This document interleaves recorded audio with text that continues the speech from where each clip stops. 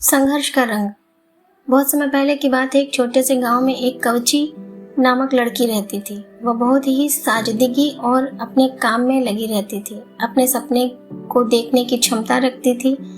उसने अपने सपने को कहीं पहुंचाने का मुकाम बना रखा था। उसका सपना था कि वह एक दिन बहुत बहादुर कवची बने और लोगों की सेवा करे। परंतु उसके रास्ते में कई संघर्ष आए। वह लड़की छोटी और कमज़ोर थी, इसलिए उसे शारीरिक तौर पर मजबूती की आवश्यकता थी। उसने नियमित रूप से संघर्ष करने का निर्णय लिया और खुद को अपने लक्ष्य की प्राप्ति के लिए प्रशिक्षित करने के लिए मेहनत की। उसकी रोज़मर्रा की जीवन शैली में संघर्ष और मेहनत की आदत को देखकर लोग हंसते थे। उसकी मजबूती की कठिनाइयाँ जो थीं उनको नज़रअंदाज करते थे। धीरे धीरे उसके संघर्ष और मेहनत का फल देना शुरू कर दिया।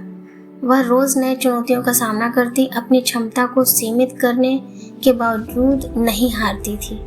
उसकी आत्मविश्वास और संघर्ष की भावना ने उसे बड़े ऊंचाइयों तक पहुंचाया। उसे दिल से विश्वास था कि जब वह अपने संघर्षों को परिहार कर लेगी तो अपने सपने को प्राप्त करेगी।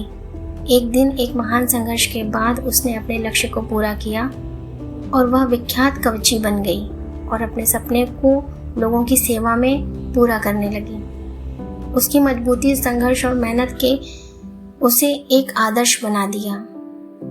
लोग उसे प्रेरणादायक मानते थे।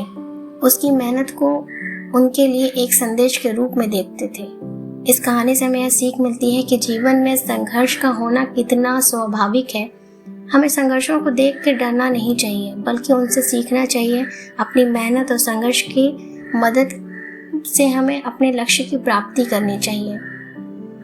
हमें खुद को बढ़ाने के लिए संघर्षों को पहचानने और परिहार करने की क्षमता विकसित करनी चाहिए। संघर्ष हमारे अस्तित्व को मजबूत बनाता है और हमें सच्ची सफलता की ओर ले जाता है।